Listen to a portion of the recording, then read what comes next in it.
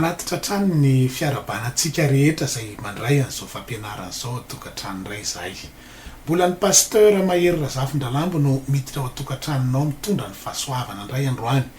Ny fanahy masin'i Jesosy Kristy hatrany eny hitondra fahatankarana amin'ny tenin'Andriamanitra rehetra izay hoentina amintsika eto indray amin'ity lesona ity.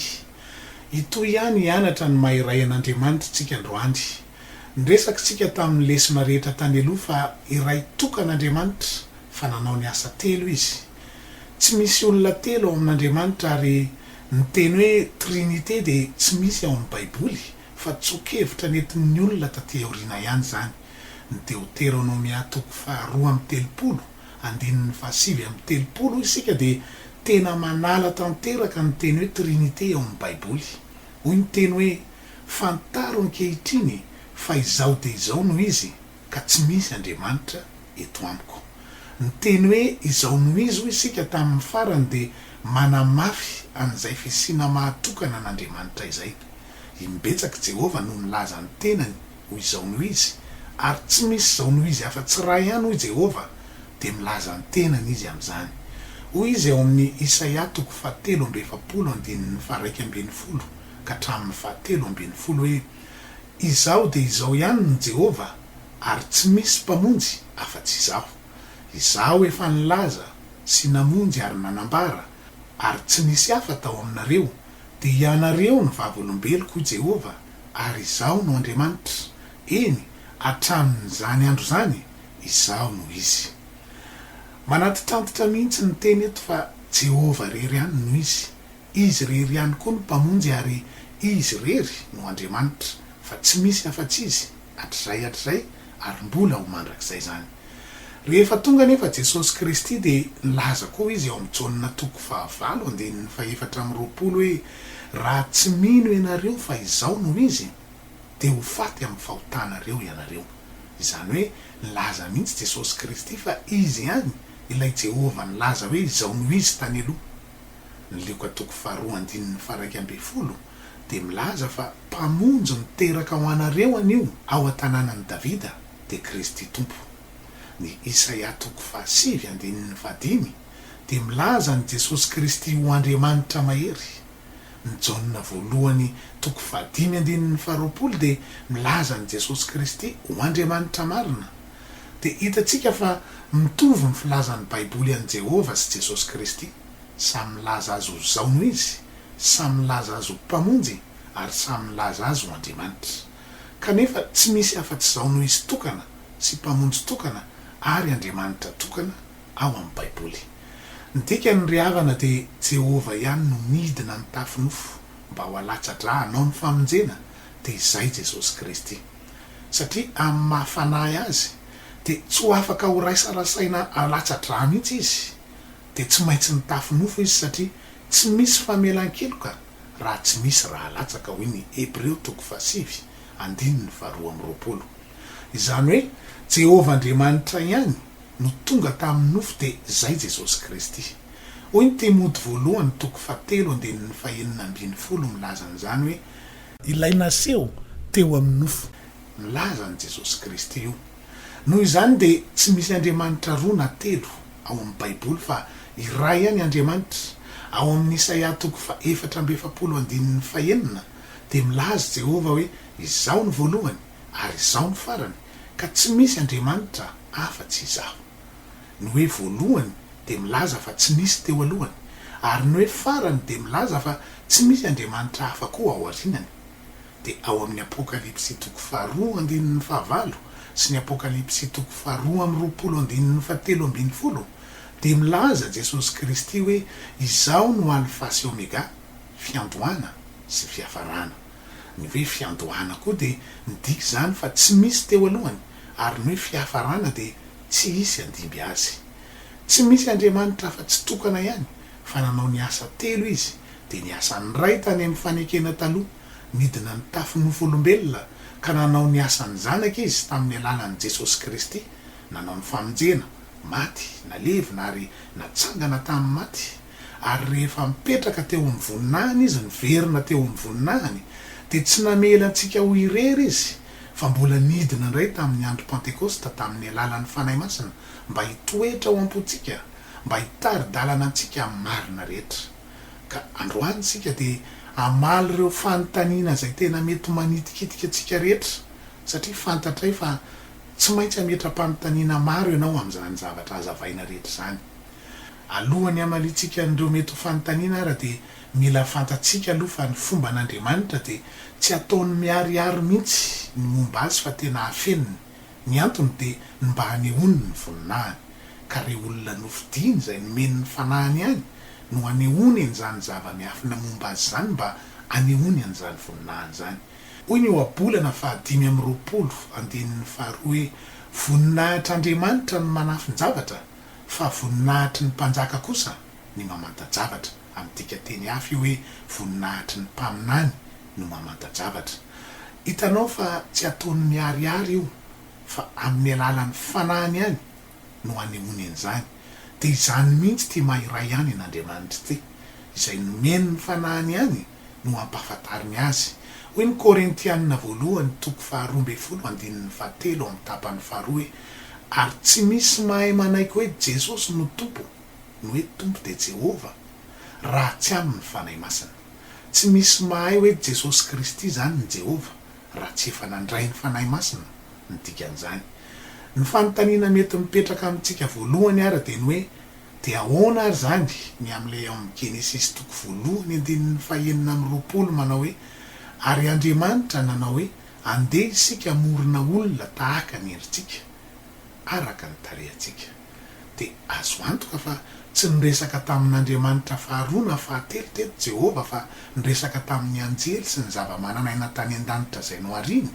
Ao amin'ny Apokalipsy 4:1 mantsy dia misy zava-mananaina 4 teo afovoan'ny seza fiandrianan'Andriamanitra sy manodidina azy.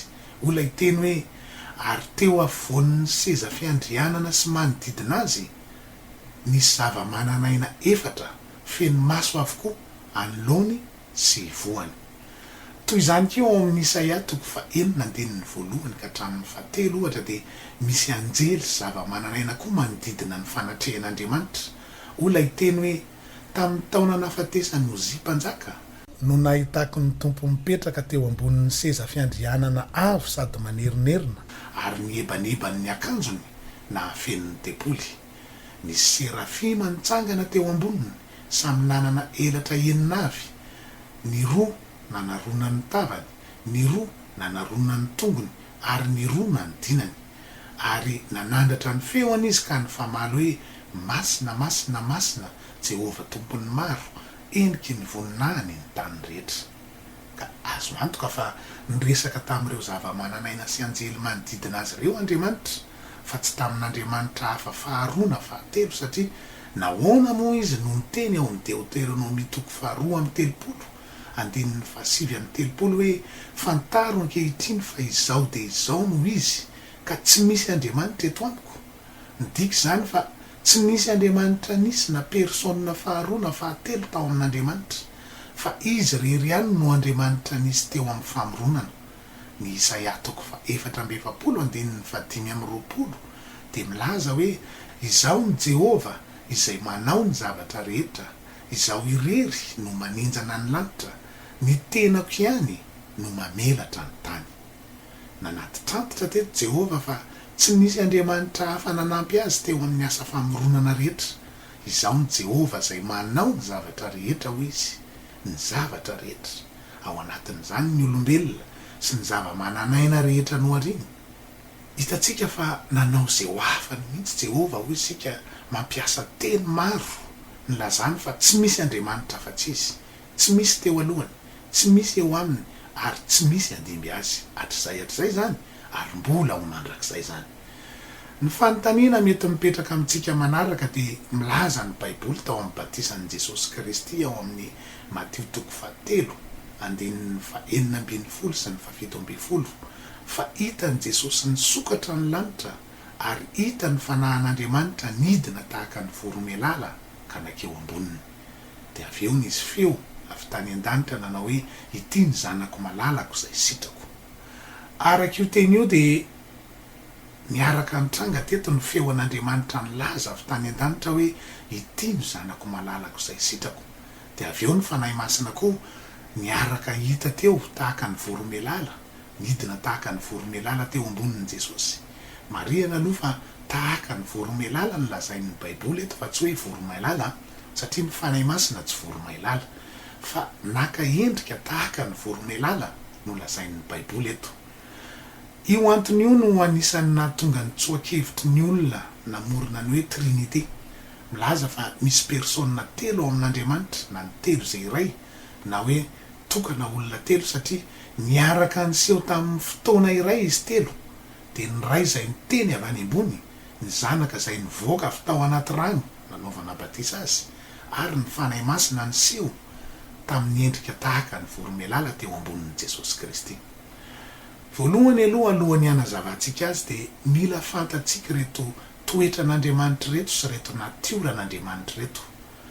Ny toetrany voalohany de omnipresent izy amin'ny toerana rehetra sy amin'ny fotoana rehetra. Ny dikany hoe omnipresent amin'ny toerana rehetra de manerana ny toerana rehetra izy. Naiza misy atsika de eo anatrehan'Andriamanitra foana sika, hita ny masony foana tsika, tsy hitatsika izy, fa izy mahita atsika amin'izay misy atsika rehetra sy izay ataotsika rehetra. Hoy ny Salamo 7:115 ka hatramin'ny 10 hoe manodidina eo ivoako sy eo anatrehako ianao, ary apetraka ao amiko ny tananao. Fahalalana mahagaga loatra zany, eny, avy loatra ka tsy tratro. Aiza no ialako amin'ny fanahinao, aiza no andosirako tsy eo anatrehanao.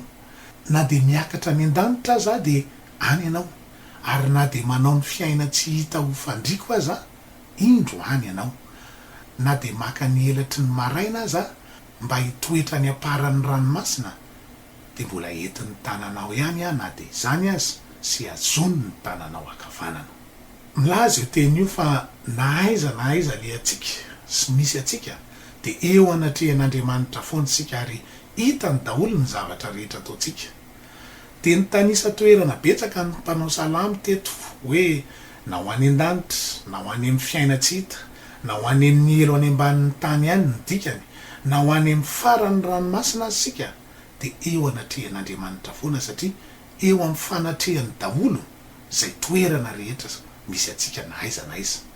Na aiza zany misy atsika ry havana, na inona ataotsika de eo anatrehany, ary hita ny fanahan'Andriamanitra foana sika.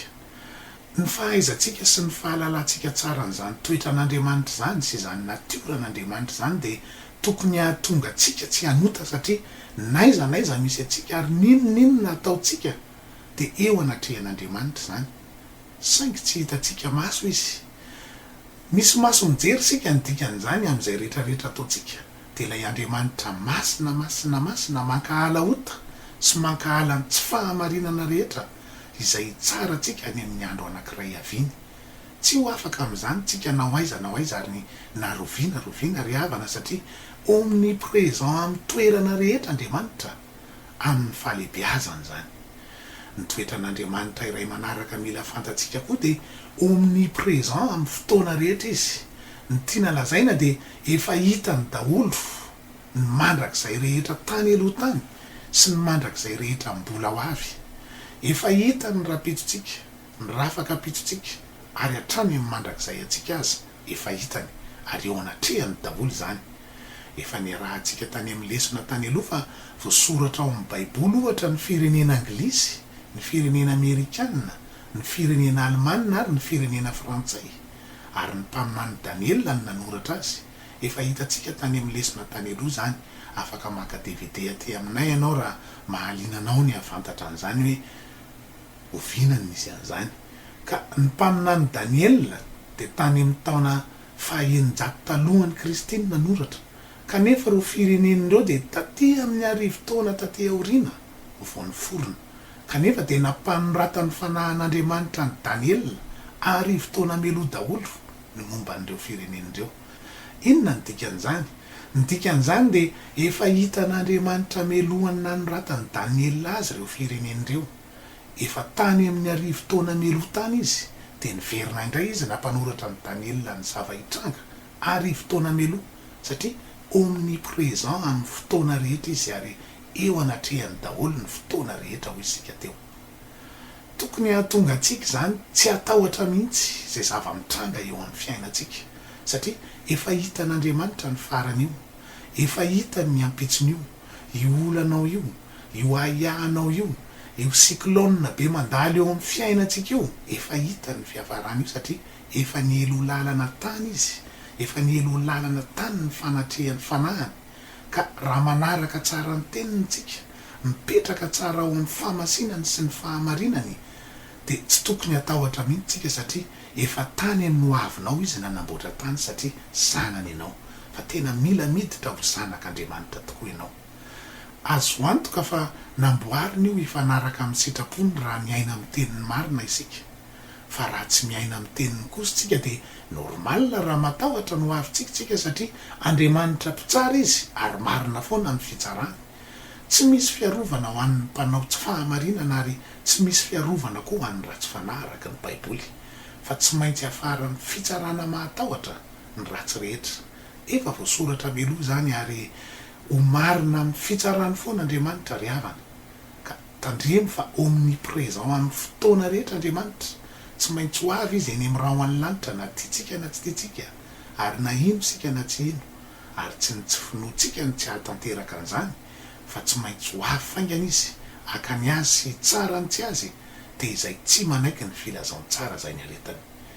Ny mbola toetran'Andriamanitra manaraka dia omnipotent izy, zany hoe manana ny potentiel rehetra, ny hery rehetra ny dikan'izany, ny fahefana rehetra ao amin'ny daholo zany. Hoy ny Kolosianina 2:10 hoe izy lohan'ny fanapahana sy ny fahefana rehetra. Omniscient koa Andriamanitra, zany hoe izy nanao ny siansa rehetra avy any aminy ary eo amboniny siansa rehetra izy. Tena diso ny fieritreretana fa ny siansa dia afaka manapirofo ny tsy fisian'Andriamanitra, fa Andriamanitra dia eo amboniny siansa sy ny fahalalana rehetra. Ka noho ireo toetran'Andriamanitra ireo ry havana dia tsy takatra ny saintsika olombelona ny fahalebiazan'Andriamanitra. Dia izay no manazava ny fisian'ireo fisehoana telo tamin'ny batisan'i Jesosy Kristy izay niaraka an'seho ireo, satria vitan'Andriamanitra Iray Ihany arak'ilay toetrany sy le natiorany no hazavaintsika teo amin'ny maha-Andriamanitra azy, miseho amin'ny endrika telo amin'ny fotoana anankiray, fa isika olombelona ny tsy mahavita an'izany. Sady afaka miteny avy any ambony izy, anehoany fa omnipresent izy. Izay le feo avy any an-danitra ny teny hoe ity ny zanako malalako, izy no henoy. Mba anehoany amin'ny Jaonina mpanao batisa fa efa tonga ilay avy ao aorinany, dia ilay nitoriny sy ny alohavany lalana izay anao batisa amin'ny fanahy masina sy hafa. Sady afaka miseho amin'ny endrika fanahy masina tahaka ny voromailala izy, ampisehoany ny fanatrehany fanahy masina mba anehoany fa tsy maintsy ateraky ny rano sy ny fanahy ny olona, satria hitory an'izany filazantsara zany no antondihany ary anatanteraka an'izany. Ka na dia le izy zanaka izay Andriamanitra ny tafinofo aza, dia tsy maintsy mampiseho an'izany endrika fahaterahana amin'ny rano sy ny fanahy zany izy, mba ho modelo arahantsika zay te ho zanak'Andriamanitra rehetra. Teo ny rano izay nanaovana batisa azy, ary eo koa ny fanahy izay naka endrika tahaka ny voromailala mba hanehoany an'izany. Hoy tokoa mantsy Jesosy ao amin'ny Jaonina 2:7 hoe tsy maintsy ateraka indray ny olona vao mahazo miditra ny fanjakan'Andriamanitra.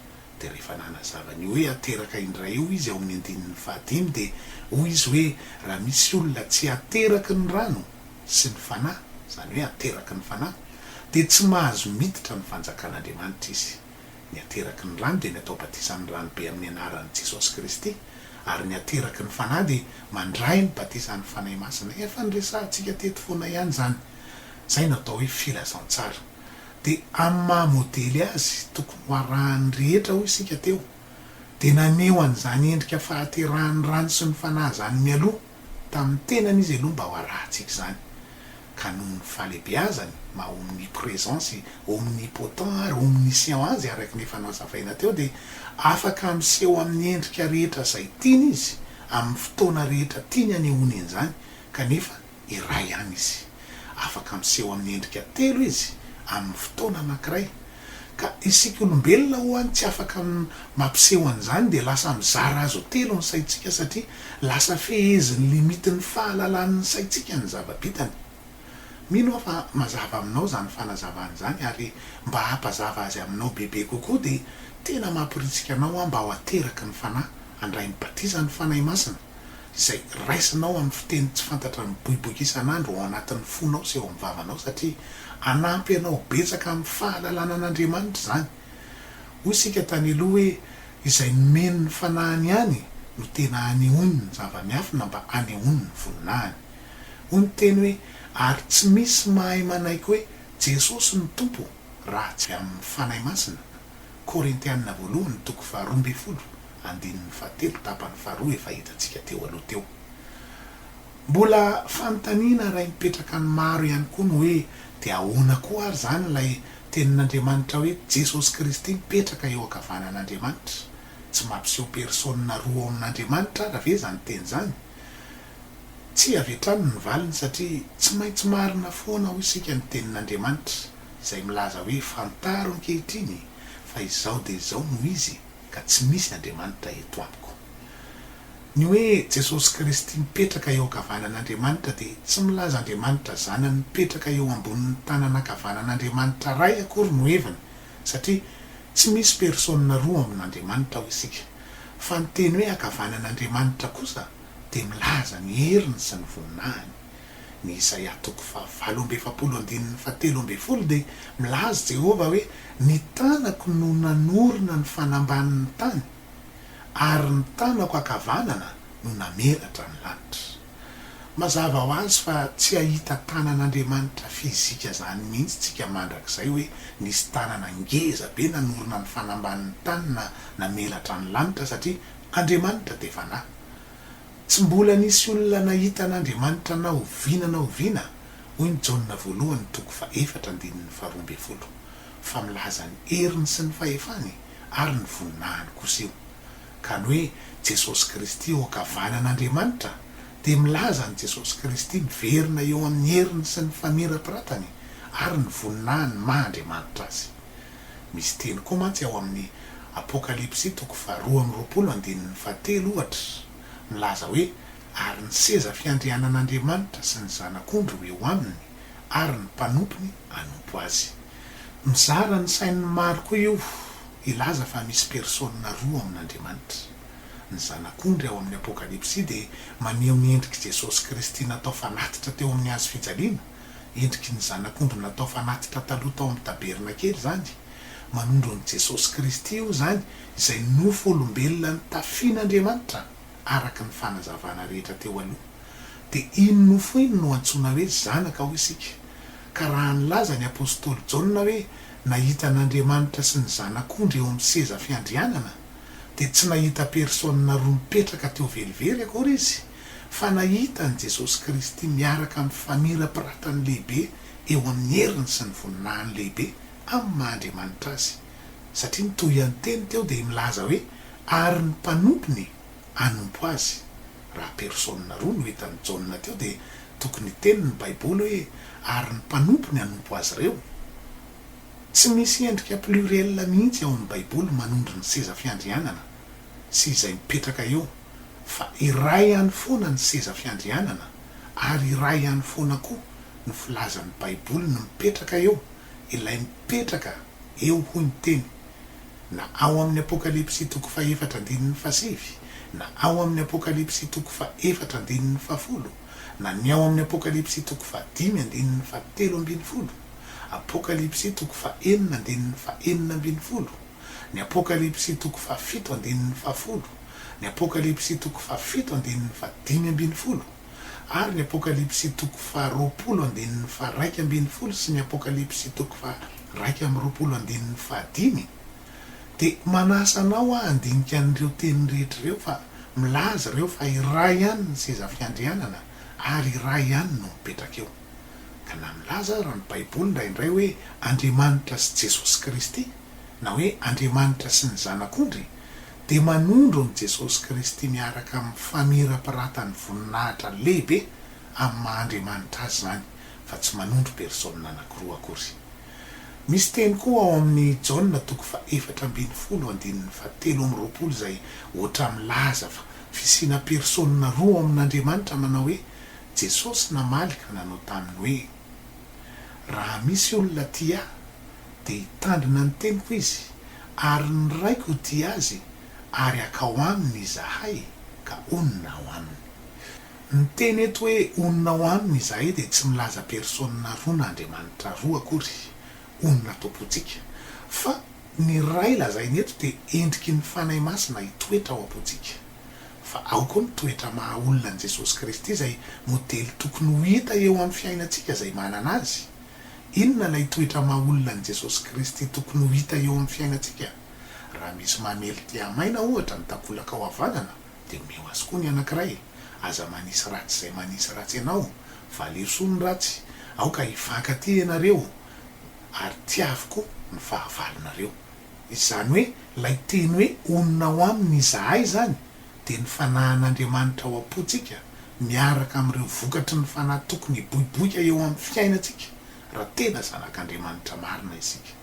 Satria tsy ampilazana hoe ao amintsika ny fanahy masina raha tsy hita eo amintsika ireo vokatry ny fanahy izay toetra n' Jesosy Kristy mahamodelitsika azy ireo. Mety mbola manana fanontaniana maro hafa ianao kanefa tsy ho ampy mihitsy ny fotoana nazavantsika an'izany eto androany, fa anezatsika an'izany rehetra zany dia tsy misy persona fa tsy ray ihany ao amin'Andriamanitra dia Jesosy Kristy. Tadiditsika tsara aloha ny lesona tany aloha fa tsy nandefa Andriamanitra faharoa akory Jehova hanao ny famonjena. Efa nilaza foana izy fa izy ihany no hanao ny famonjena. Ny anarana hoe Jesosy dia lazain'ny Baiboly fa Jehova no mpamonjy ao amin'ny Mateo 7:1-20. Izany hoe Jehova ihany io fa nanao ny asany mpamonjy izy. Ka tsy nandefa Andriamanitra faharoa akory Jehova ho isika fa izy ihany no mitafy nofolombelona ho atolotra ho fanatitra eo amin'ny hazo fijaliana mba hanao an'izany famonjena lehibe izany noho ny fitiavany atsika. Raha tena tiany vatoko dia tsy ny zanako lavelivelo no alefako vonoina eo amin'ny toerako anehoako an'izany fitiavany izany, satria fitiavan-tena izany, fa tsy izany no fitiavana agabe an'Andriamanitra, fa izy mihitsy no nitafy nofo ka namoy ny ainy teo amin'ny hazo fijaliana, ny rany ihany no nalatsany teo. Hoy ny asan'ny apôstôly 2:20-20 hoe tandremo ny tenanareo sy ny ondry rehetra izay nanaovan'ny fanahy masina anareo mpitandrina, hiandrasanareo ny fiangonan'Andriamanitra izay novidiny tany ny rany. Hitanao fa ny ran'Andriamanitra no nividianany ianao tamin'ny alalan'ny nofo ny tafiany dia Jesosy Kristy izany. Ny Zakaria 2:12 dia milaza teny faminaniana Jehova fa hijery azy izay nolefoniny teo amin'ny hazo fijaliana ny Jiosy. Olay teny hoe ary ahidiko amin'ny taranaka Davida sy amin'ny mponina ny Jerosalema amin'ny fanahin'ny fahasoavana sy ny fifonana ka hijery ahy izay nolefoniny izy. Jehova teto no niteny hoe hijery ahy izay nolefoniny izy, kanefa fantatsika fa Jesosy Kristy no nolefonina teo amin'ny hazo fijaliana. Ny Jiosy tokoa mantsy dia tsy nino an' Jesosy Kristy ho Misy. Izay no naminony azy teo amin'ny hazo fijaliana, satria ny dikany hoe Misy na Kristy dia Jehova nidina hanao ny famonjena. Ary fantatry ny Jiosy tsara izany, araka ny efa nampilazany Jehova azy foana. Hoy ny Hosea 3:10-4 hoe fa izaho ny Jehova Andriamanitra ao hatrany amin'ny tany Egipta, ary tsy mahalala Andriamanitra afa-tsy izaho ianao, sady tsy misy mpamonjy afa-tsy izaho. Ny famonjena nandrandray ny Jiosy sy nantenainy amin'io tenin'ny Jehova io dia fahatongavana manetriketrika be amin'ny maha-Andriamanitra azy. Tsy izany anefa no planin'Andriamanitra nasehony fa nitafy nofo olombelona izy mba ho alatsa-drà. Tao an-tranomby izy niteraka ary nanohy ny asan'ny Josefy izy nandrafitra. Tsy araky ny neveran'ny Jiosy azy mihitsy ny planin'Andriamanitra dia hoy ny Baiboly hoe tonga tany amin'ny azy izy fa ny azy tsy nandray azy. Jaonina 1:2. Tsy nandray an'i Jesosy ny Jiosy fa namono azy teo amin'ny hazo fijaliana. Maty izy noho ny fahotantsika araka ny soratra masina dia nalevina ary natsangana tamin'ny andro fahatelo araka ny soratra masina. Izany natao hoe filazantsara araka ny Korintianina 1:5-1:1. Ka ho an'izay mandray an'izany filazantsara izany dia lazainy toy an-teny ao amin'ny 2:12 hoe fa izay rehetra nandray azy dia nomeny hery ho tonga zanak'Andriamanitra dia izay mino ny anarany ireo zay tsy nateraky ny ra na ny sitrapon'ny nofo na ny sitrapon'ny olona fa nateraka Andriamanitra. Atapitrisany maro no efa nandray an'izany filazantsara famonjena nataon'i Jesosy Kristy izany ry havana, nibebaka tamin'ny fahotany, natao batiza tamin'ny anaran'i Jesosy Kristy mba azo famelana ny heloka, ary nandray ny batizan'ny fanahy masina amin'ny teny amin'ny fiteny tsy fantatra. Fitsaharana lehibe zany.